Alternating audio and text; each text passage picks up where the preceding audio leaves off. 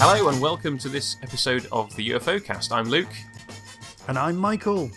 And we are back after, I think, 3 months. At least. Yeah. Yes, we've had tweets and Facebook messages going, "Are you going to finish this?" To which I have. Have we? I haven't seen any of those. Yeah, well, we definitely, because I don't do Facebook. You don't manage the accounts, which I do. That's so yes, point, we do apologise for our absence. Obviously, if you're listening to this in the future, you'll have been able to go straight from our last episode on destruction to this episode on the man who came back and not have noticed anything. But we have been gone for quite a while. Yeah. In all fairness, the gap was perfectly acceptable for the Tin Dog Podcast listeners because they had a whole TV series with this woman travelling around time and space to fill in the space left by the UFOcast. But we're back now. It's fine. We promise we will keep going till the end. It might be a bit sporadic, but we will keep going. Yes, okay? And we've only got 6 episodes left to do, so this should be doable. So this week's episode, as I said, is The Man Who Came Back. Michael, have you got a terrible synopsis for us? Terrible synopsis. We never did come up with a theme tune for this, and it's a bit late now. Okay. Spaceship pilot Craig Collins disappears while making re-entry into the atmosphere and is believed dead, pre-title sequence. However, 2 months later, he suddenly turns up in the South Pacific. He's immediately put back to work on Shadow Sid's satellite, on which he's an expert. But after attacking Virginia Lake, Paul Foster and Colonel Grey, it becomes clear that something's wrong with Collins, you think? Tests show that his personality centers have been destroyed by laser beam surgery. And that he has been programmed by the aliens who did it so that he could be controlled with sound waves. Obviously, because they travel in a vacuum. Leave it.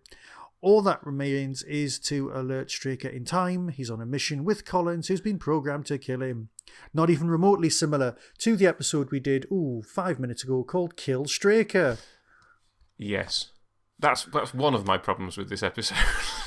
Yeah. Well, yeah, it's definitely retreading some... Yeah, well, I've even my first line in my notes is, this is a greatest hits episode. Stuff we've all seen before. Well, and a little bit of stuff we haven't seen before with the sexual assault, shall we say? Well, I don't even we don't even be like have a euphemism about it. Yeah. Yes. I mean, right, okay. So you've got this guy. Are we just jumping straight into it? I suppose just go ahead with your thoughts. Yeah. All right. Okay. We've got this guy, the guy who wears too much eyeshadow. I mean, I know it's the 80s, so fair enough. Right. And he is... He's one of these actors who, if you watch TV from the time, I didn't bother doing any research about him because obviously, it's not like I knew I was doing a podcast or anything. Which one are we talking about here? We're talking about the main character.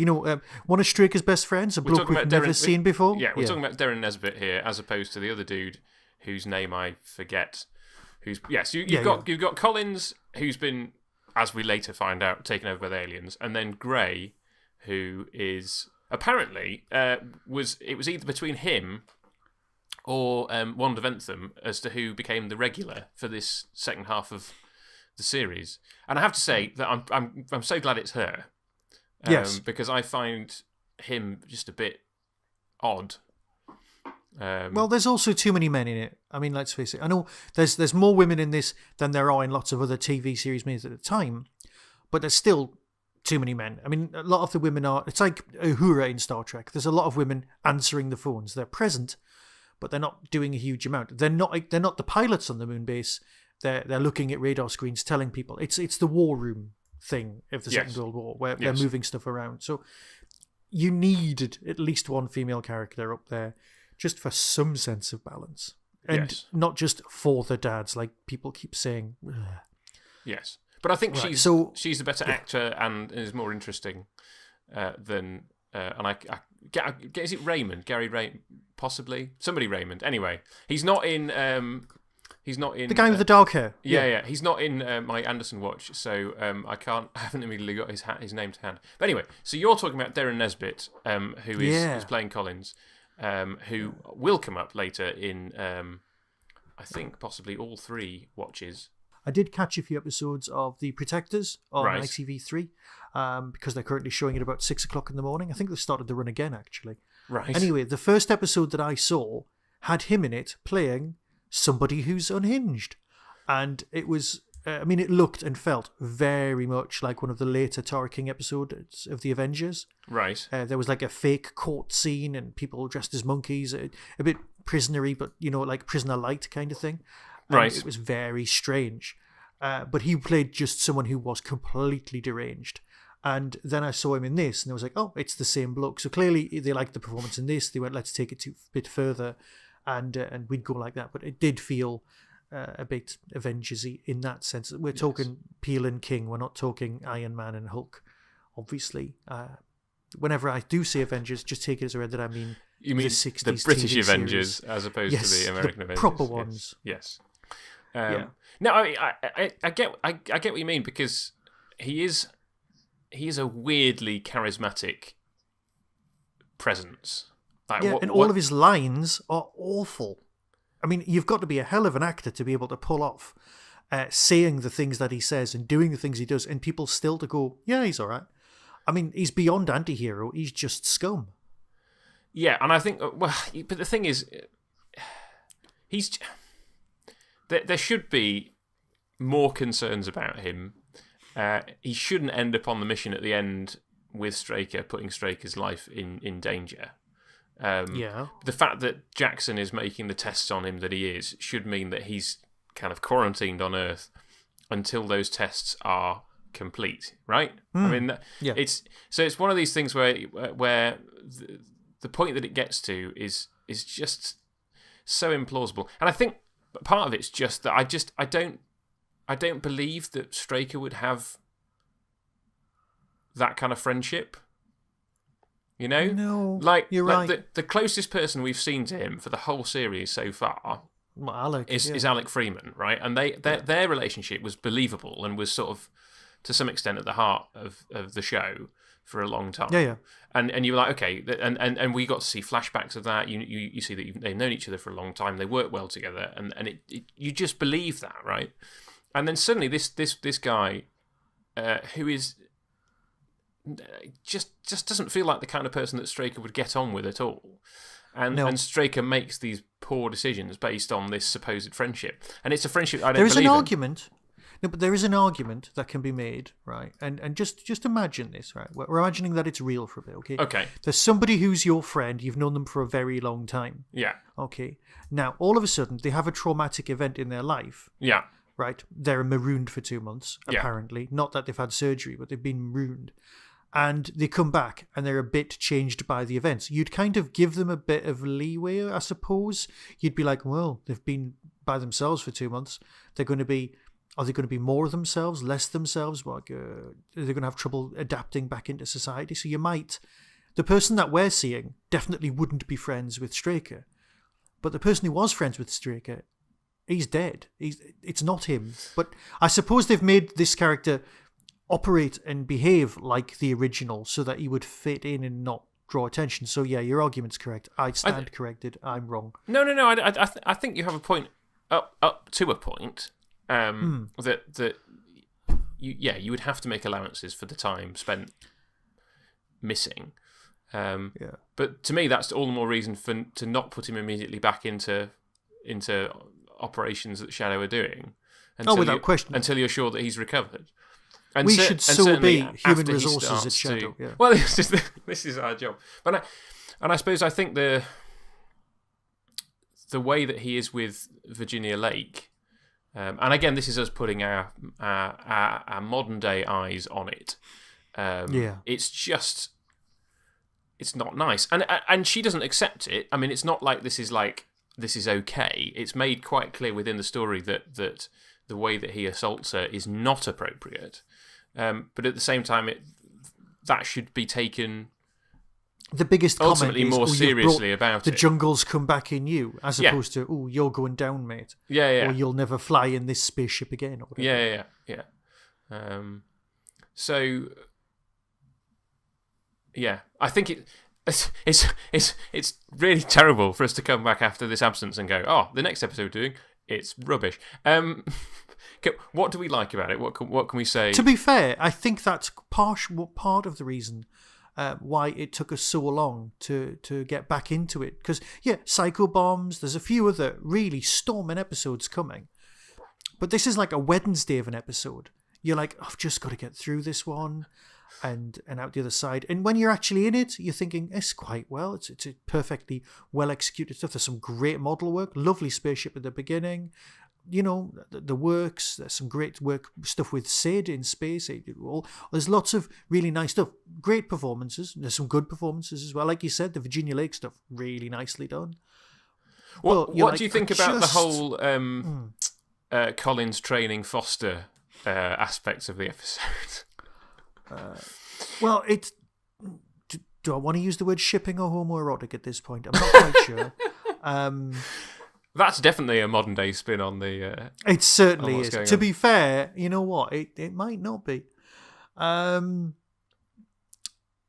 Yes, it is a modern state. Well, I don't know. Shipping isn't, but yeah, it's ridiculous. I suppose it's because the guy's got no off switch. Maybe they've turned him completely into ego, removing everything, because that was a big thing at the time. The whole splitting the personality off into parts. Right. So perhaps that was what they've gone right. As a performer, your way in to see this character is you are now all ego, and the actor would go, yeah, fair enough. I've got a handle on everything now. Here we go, and that's how they would do it. So perhaps that's what this is. Yeah, could be. This feels, particularly the sort of judo-y stuff, feels like a bit prisoner-esque. Because, well, it's not really like Kosho at all, but there is an element of well, there's a lot of throwing yourself around. Throwing around. The way it's been shot is a lot like Kosho, because they're a lot tighter on that, and then the long shots are very far away for that. Obviously, because it's somebody else. Yeah. And I know there's a whole stuntman aspect thing. So yeah. And I suppose, and you do have the fact that these episodes are mostly directed by ITC directors. They brought on some more experienced non-Jerry Anderson people. So that was a nice, for me, in my head, there was a sort of connection there. I do enjoy Darren Nesbitt as a screen presence. I just wish that he was less problematic as a character. Because his performance is telling you that you want to like him, but then pretty much everything that he's doing is working against that, because he's the baddie in the episode. And I suppose that's what they're going for. So maybe we have to judge the episode as a success in that regard. I just think the whole thing makes me feel a little uncomfortable. Apparently, sorry, I could not help myself. I had to look him to find out. Years active, 1956 to present, which means he's still alive. He's still alive, yeah. He's one of these people that kind of people you think he's dead, but then he's like, no. And I think there was an interview with him in Doctor Who magazine a few years ago, where he's 83. Yeah. And he was like, people think I'm dead, and I'm not. No, and he was in Where Eagles Dare. Yes. Which I so that's I think that's obviously I am massively skipping ahead here, but I just wanted to. I was like, but I haven't seen him since this, but I suspect he's done that thing where you grow old. I was going to say he's one of those people that I there's not, apart from this and Doctor Who and The Prisoner, I don't think I'm that aware of any of his other stuff. But he's been quite prolific and clearly has done stuff more recently.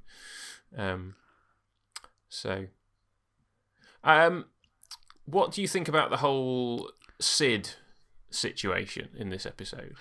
Right. Well, I know I don't want to revert my learned colleague back to other stuff, but we've dealt with the fact that having Sid in space, unless there's a scientific reason for computers running better in a zero gravity or something like that, having your computer heart miles away from you isn't that clever. So perhaps he's a scanner or a sensor or something like that, so that's fine. But having him just in one place, that doesn't work either. You'd need like a fleet of SIDs in a circle to protect the Earth. We've dealt with that. That doesn't happen. So we ended up with a conclusion that it might be on the opposite side to the moon. So you've got the moon on one side and Sid on the other side trying to cover like 360 degrees around, but that didn't work either because then they'd have to communicate with each other. And it was a whole line of sight thing. So Sid's in space somewhere. He's their computer and their sensor. It's one of those things that if you look at too closely, you go, does that work? So we don't think about that, right? So apart from those obvious points, apart from viaducts, law, what has Sid ever done for us? Ever done for us? Yeah. So and I didn't realize I was reading that UFO book, the really good one, and apparently the bloke who did Sid's voice was a continuity announcer from Tyne Tees TV, which is where I'm from, who decided to go into acting, which is how come he got this job. So he's basically, and now on UFO channel, and I do like the idea of Sid being a continuity announcer. Yes. Well, and also he's uncredited. Poor chap. For the whole run? That's ridiculous. I think so. Yeah, every time I look these things up on IMDb, it's like voice of Sid, Mel Oxley, uncredited. Which is I mean, it's the same as Fenella Fielding in The Prisoner. She's never credited as the voice of the village.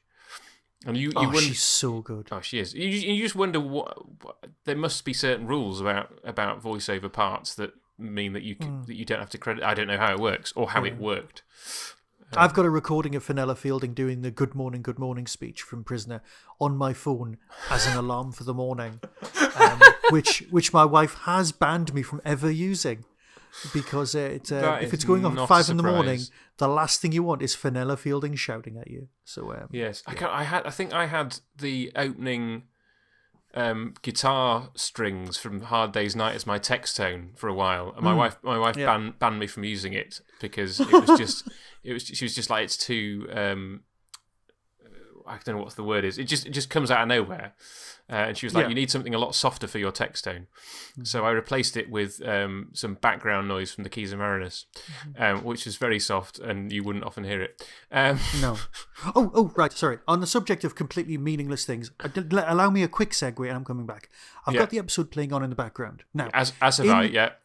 In the episode, there is a famous painting, which is a pair of lips. Now, it's usually in Straker's office. But it's also in one of the corridor scenes on the moon base during the decompression scene because they just move it around a lot. Right.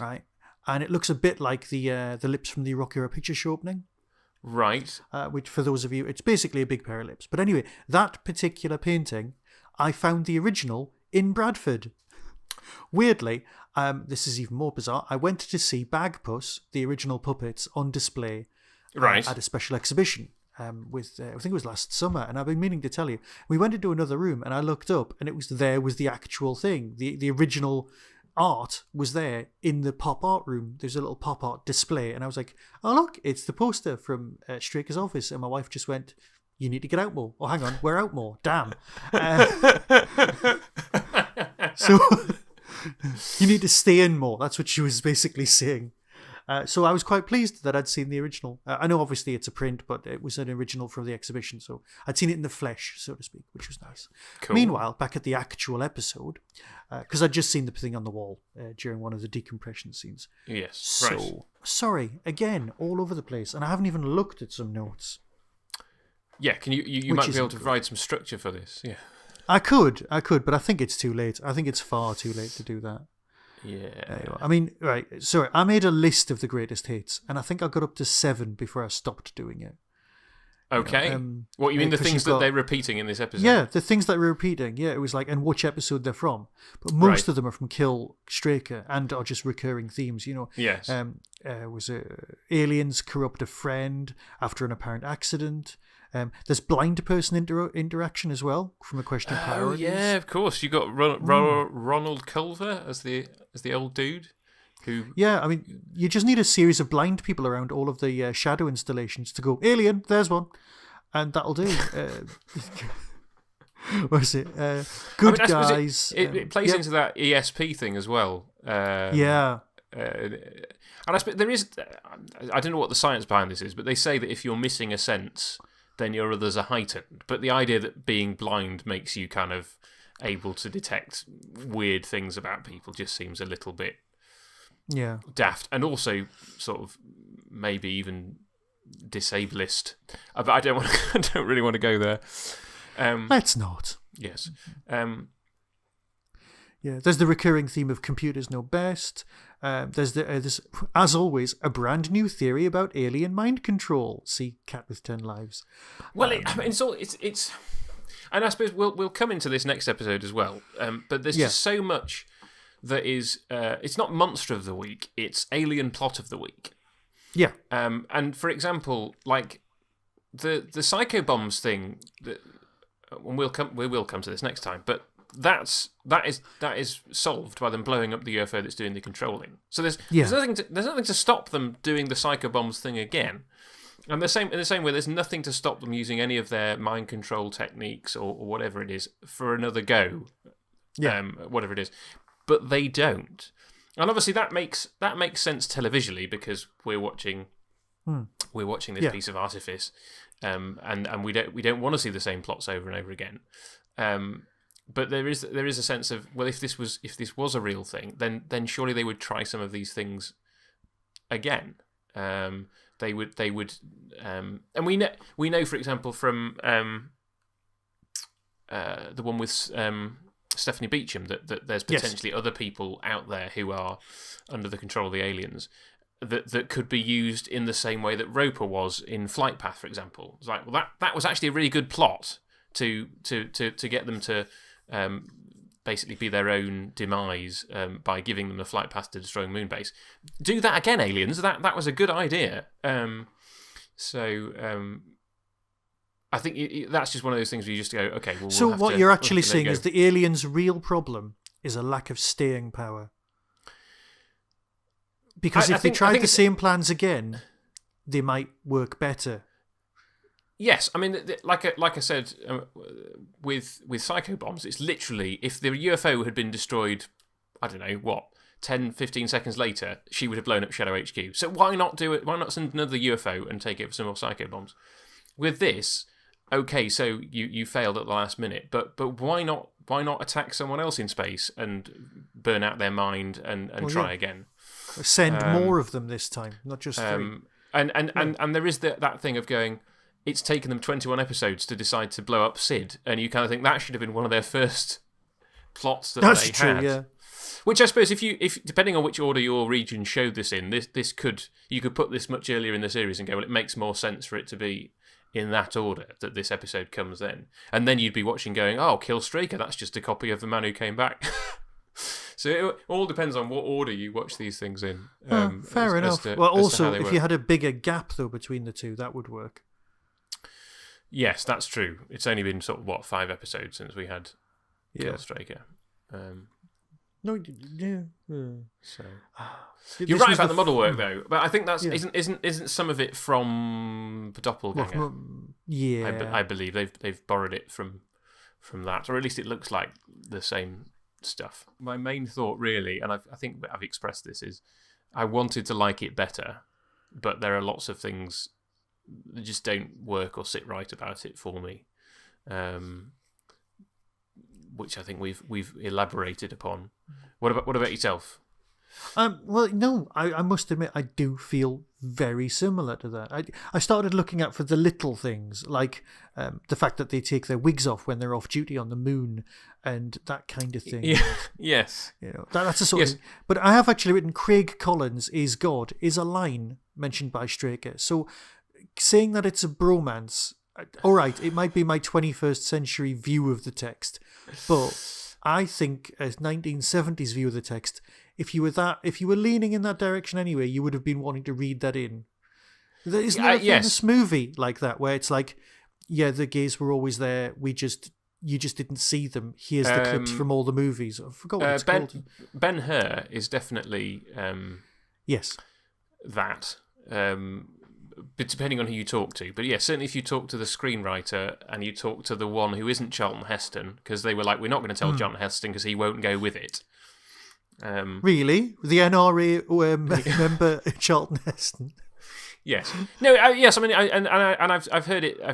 I'm pretty sure Fraser Hines has said at various points that there were aspects of the Doctor and Jamie that they tried to play in that regard. You've got the hand-holding scene in scene with the Cybermen. Yeah. Yes, Yeah, and that's nice. that he's kind of basically said that they, as much as they could, they were kind of trying to put little bits like that in. Nice. But they're so subtle that you don't have to. I mean, I was like, okay, that's news to me.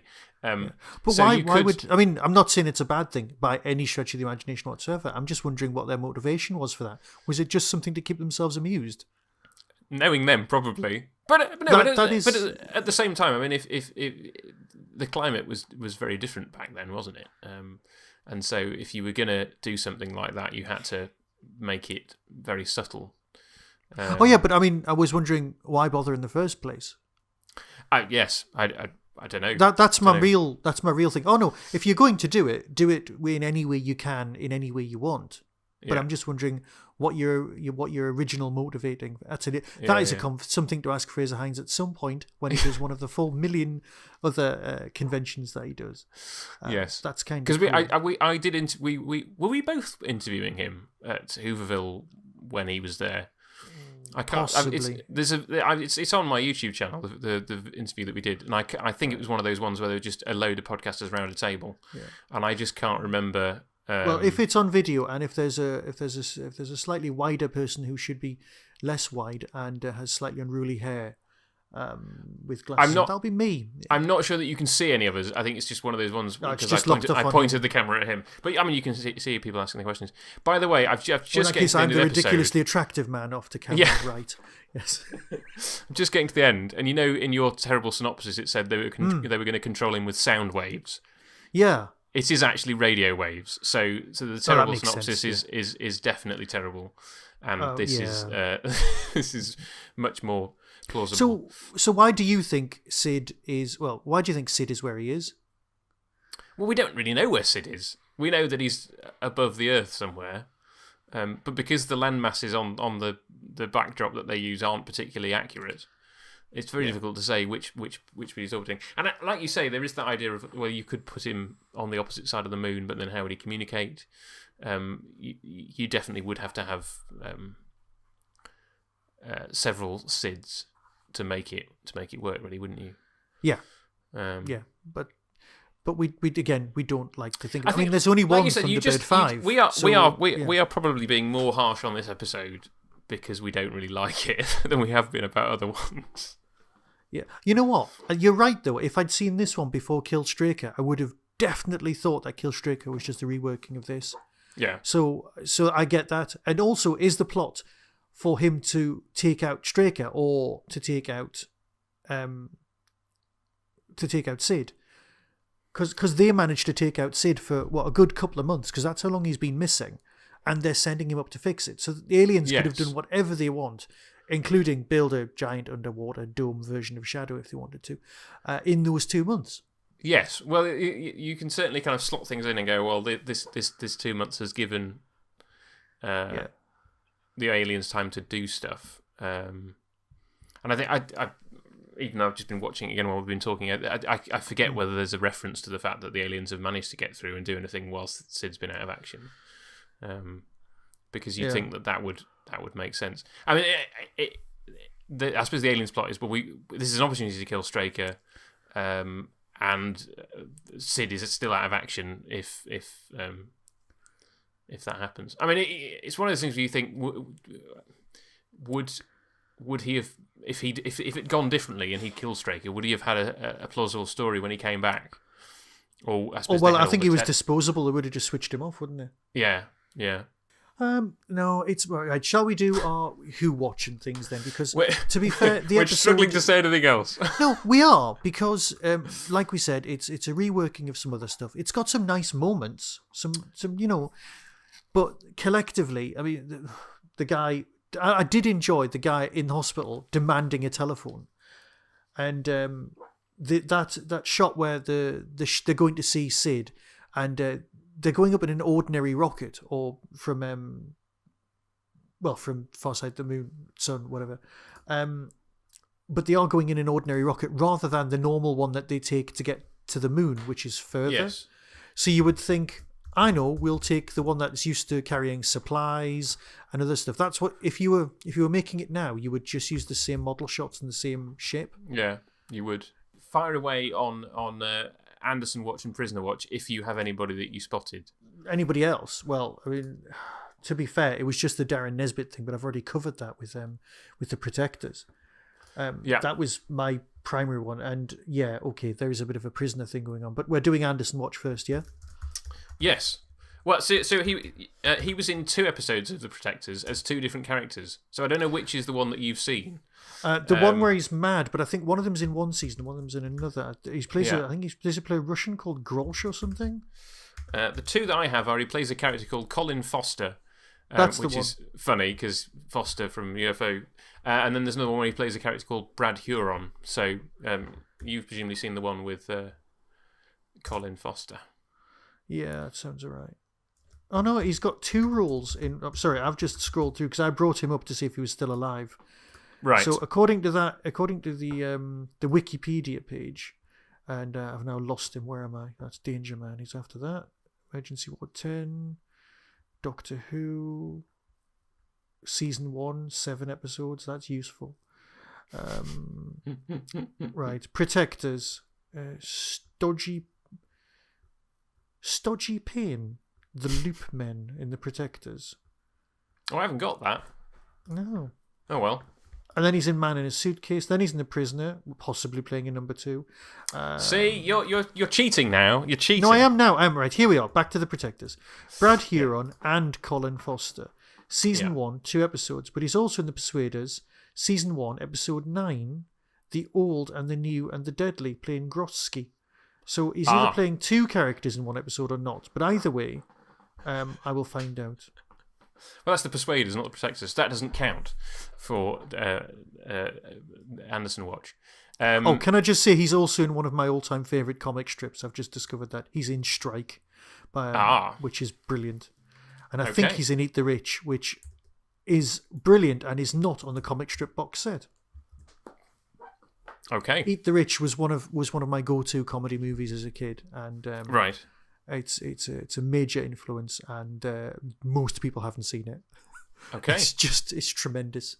Yes. You know what? That's perhaps what we should do as a podcast next instead of Space 1999. We could still do that, but we could just do hey, why don't I recommend something to you and you'll recommend something to me, and then we'll come together and watch it podcast. Yeah. Well, given the amount of DVDs that you sent me the other day, and I haven't watched any of them yet, I'm not. No, that is absolutely fair enough. Yes. I meant eventually. Eventually, because yes. I know I've got a new job, so I do have to kind of turn up and act and like I know that. Yeah, and do it, yes. And not spend my time going some more science fiction thoughts. So yes, that's basically where I'm at with Anderson Watch. Not a lot. Right. Okay. Well, let's crack on with it then. So we have Anushka Hempel. Sounds very familiar. She plays the radio operator at the beginning of the episode. And she will appear in 3 more of the remaining 5 episodes of UFO. So she's another one of these shadow people who are introduced to replace the people who left from the first production block. Yeah, but you know what? I'm not going to like her because she's replaced Keith. She has replaced Keith. Right? Yes. And that's not on. Right? No one replaces Keith. Not on my watch. She's much better looking than him, I have to say. Yeah, but she's not Keith, though. No, she's not Keith. She also appears in an episode of Space 1999 called The Metamorph. Oh, not up to that one yet. No. Well, it sounds like you're not going to get that far. Oh, no, I am. Look, you are. My main Christmas present this year, I mean, we're talking the main present, was the complete Space 1999 on Blu-ray. And by hook or by crook, I will work my way through them all. I will watch them all, because I got Terrorhawks as well. Oh, sorry. Can I just say, how sad. How sad. See, you missed Terrorhawks out, didn't you? But, Sergeant Major Zero only died like 2 days ago as we recorded. Yes, he did. Windsor Davies. And I know he's coming up in a not a Who Watch, but you know what I mean? He's coming up in a future Oh, no, we've already done him. We've already done him. He was, we did because he was I went on 10 Lives. Of course, I went on at great length about Adolf Hotman. Nobody else got it. Yes, you've already waxed. Yes, if you want to hear Michael's inadvertent tribute to Windsor Davis, who has died recently, go back to episode 19. Exactly. So I got Terrorhawks and Space 1990 for Christmas. So that's fair enough. All on Blu-ray. So, yes. Well, I mean, yes, I completely missed Terrorhawks. I think Terrorhawks was the year before I was born, and it's not one of those things that got repeated in that tranche of Anderson shows when I was a kid. Filmed in super macramation. Isn't that bent bits of like twine, macrame? Yes, but this is kind of macro in terms of I don't actually know what. Yes, I did it as an Only Connect question on the Facebook group for Only Connect questions because we now have Super Marionation for the puppets in the 60s. Yep. Super Macronation for Terrorhawks. Yep. Hyper Marionation for New Captain Scarlet, and now we've got Ultra Marionation for Firestorm. So it's kind of you've got a nice set of 4 there. I finally got to see the Firestorm thing. How good! How good is Firestorm going to be? Yes. Oh. It's going to be exciting. And they're making a full series of 26 episodes, apparently. So. Oh, that is so good. That is brilliant news. Very happy about that. So, yeah, I think this has been the most exciting we've been all episode, and we're not talking about the man who came back. Sorry. So, let's carry on with Anderson Watch. So, we have Mike Stevens, who played the chauffeur. He was apparently an extra for 16 episodes of Space 1999. So, one of those many Moonbase Alpha personnel who just walk around in beige, Yes. Now, this is a proper callback. Nancy Nevinson, who played the housekeeper, so the lady who comes in and screams when she sees Gray on the floor, having been biffed over the head by Darren Nesbitt, right? Okay. She narrated The Adventures of Twizzle. Good Lord. See, Twizzle, no information. Absolutely no information in my head. No, I mean, my dad remembers those early Anderson shows. Yeah. So, yeah, The Adventures of Twizzle and Torchy the Battery Boy, he used to talk about the fact that those were the ones that came first. But I think because they're not proper Super Marionation, it is not properly Super Marionation until you get to sort of 4 Feather Falls. Yeah. And then it's sort of officially called that by Supercar. So I think that sort of those really early ones get forgotten. But yes, The Adventures of Twizzle, Jerry Anderson's first puppet show, narrated by the housekeeper from this episode. Well, there Who knew? you Well, go. I didn't. No, I certainly went, oh, that's interesting when I looked it up. Final bit of Anderson Watch is the writer. What can you tell me about the writer of this episode? Possibly his name. We've got Terence Feely. Terence Feely. Does that name ring a bell for you in any way, Michael? I'm going to go with no. No. I'm sorry. You know what? I need to be kicked out of fandom. I'm just you do, but for 2 reasons. We're gonna lead from him into something else. So he wrote Time Lash as well. That's the UFO episode of Time Lash. Oh, I was going to say no, he didn't. But that's fine. Not the Doctor episode of called Time Lash. The UFO episode called Time Lash, which we will do in a few weeks' time. And then he wrote an episode of The Protectors and 3 episodes of Space 1999. Right. But the reason he should be more familiar to you, Michael, is because he also wrote 2 episodes of The Prisoner. Oh, you see, now I've not watched The Prisoner on the assumption that at some point we'll be doing a Prisoner podcast, and I wanted to come to it afresh, but I didn't realise it would take this length of time. So I've you not haven't seen it for a long time for about 3 or 4 years. Right. And so Terence Feely, I'm going to do it. I'm giving in. It's been too long. We will do it. We have to do it. So he wrote The Schizoid Man and The Girl Who Was Death. Ooh, if you remember either of those 2 episodes. Yeah. Both of which I quite enjoy. And then the other aspect of Prisoner Watch is Darren Nesbitt, who you already looked up. To be fair, I remembered him being a number 2. You remember him now, don't you? Yes. Well, it's just I've been after a number 2 scarf for the longest of times. And I downloaded lots of pictures of the number 2 to see what it is, because I don't want to go into great depth about the number 2 scarf, but there is actually a provenance for it and all sorts. Right. There is an argument that although it's a university scarf, it's actually the scarf of the Open University, which came about around the same time. So there is an argument for that, but there's also an argument that it's a very specific Oxbridge one as well. As if they're all posh and it's the upper class keeping everyone in their place. So, as a whole euphemism thing. So I did download lots of pictures of a number 2 scarf, because, and obviously they were being worn by number 2s. So that makes sense. Hence the reason that I was aware of this. So that's how I knew it was number 2. It wasn't me cheating, not completely. No. The question is, bonus fact, which other UFO person was in that episode? Well, of The Prisoner? Yes. Oh no, I can't tell you that. No. Like I said, it's been years. So it's Wanda Ventham.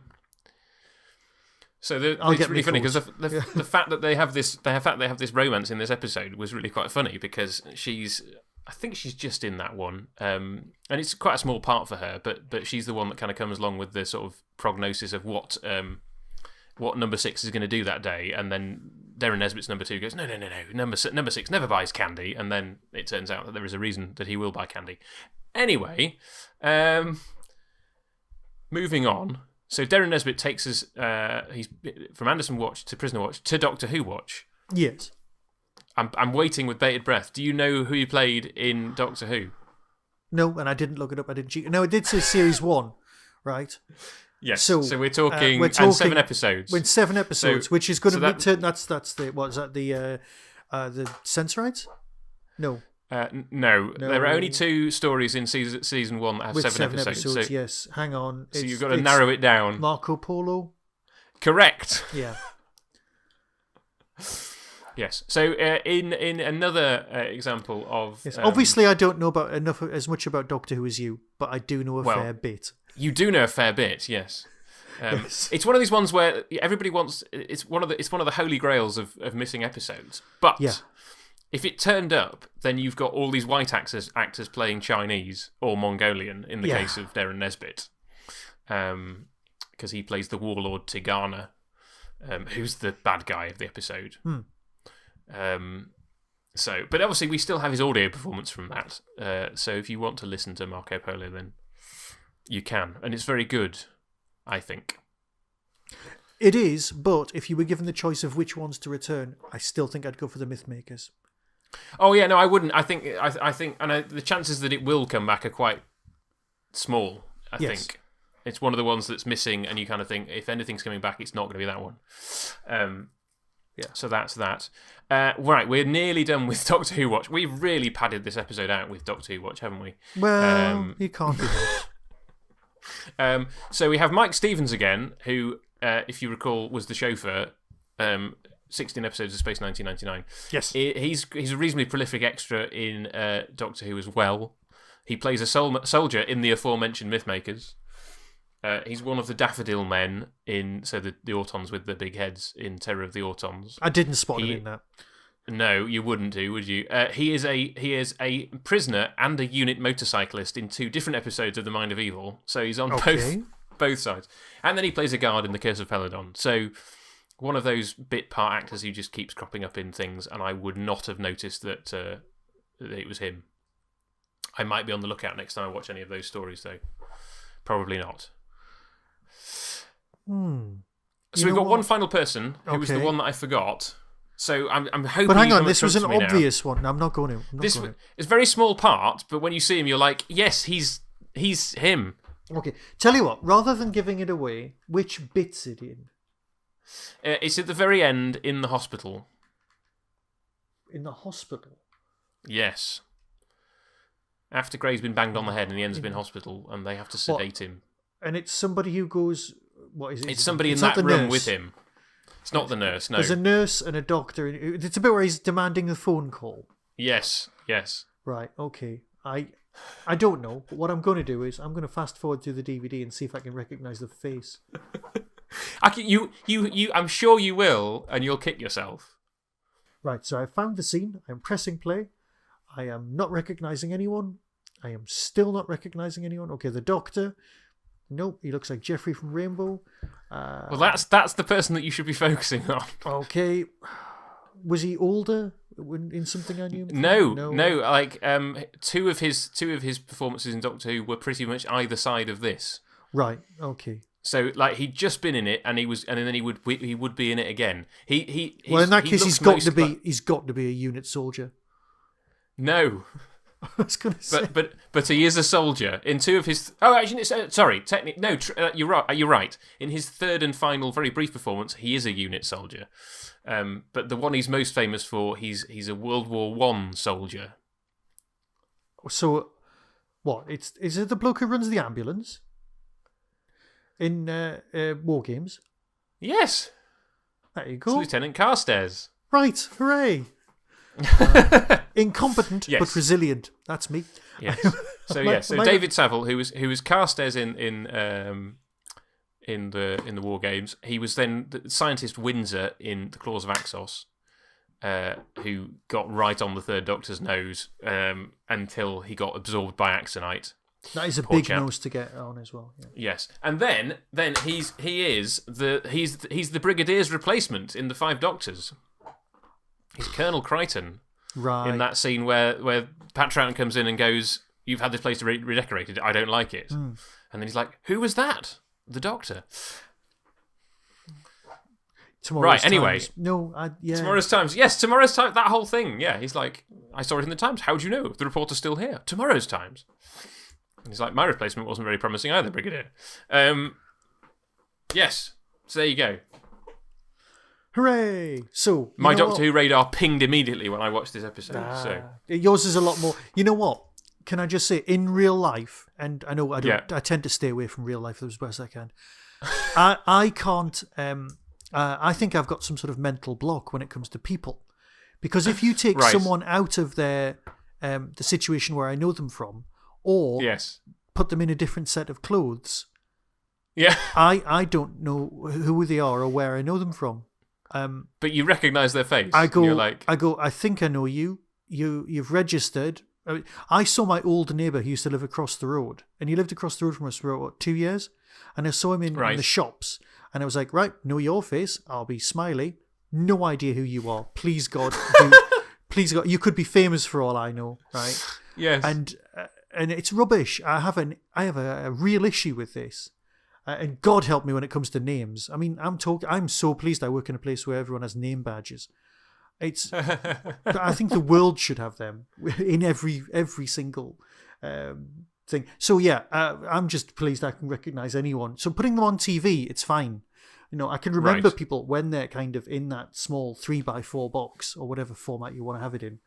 But put people in real life situations, forget it. So I'm quite pleased with that. Right. I know what you mean.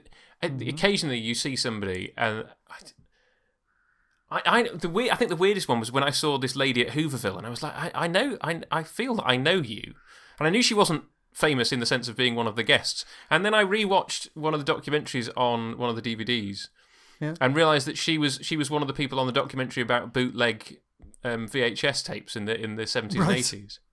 And I was like, wow, your face stuck in my head from one DVD extra, and then I kind of see you at Hooverville. I mean, it obviously makes sense that she was there. Yeah.